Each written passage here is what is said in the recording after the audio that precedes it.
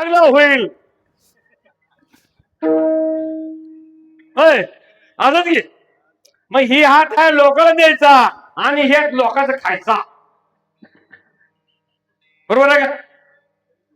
मग तू म्हणशील महाराज तुम्ही ही हात सवासा म्हणायला लाव, ही हात उरपाट म्हणायला लाव, मग मी तर सवाशे असून पकवाज वाजवतो की नको नाही. अरे हीच हात सवास आहे रे. ओम नमः शिवाय. कळलं का? सवासा हात आहे तर सवाशी दृष्टी जार. तुम्हाला जार सांगतोय मी. उगवाय चालू झाले आता उगवायला पेरील ते वरी आले त्याचे फळ प्राप्त व्हायचंय. मग फळ कशाने प्राप्त होईल? चांगलं बोललाव, चांगलं राहिलाव, चांगलं वागलाव, चांगलं सांगितलं, चांगलं खाल्लं, चांगलं वाजविलं, चांगला अभ्यास केला तर वाजवायला होईल. आणि नाही केलं तर नाहीतर हाय नाही होईल. मोबाईल ऍक्टिव्ह पाहिजे. मोबाईल हा मोबाईल बघून बघ नाही तर वाटोळ होते. मोबाईल बघायचा नाही ही बघते बघ. हे काळे आहे का नाही? हा मला तवाच कळतंय बघितलं बरोबर. ओम नमः शिवाय. तर चित्ता चांगलं चित्ता आणि जर वाईट जर चितलं तर त्या ठिकाणी आपलं सुद्धा होणार नाही. तर याच्यासाठी जे असताना महादेव प्रभू या ठिकाणी काय म्हणतात तर कडवट आणि मधुर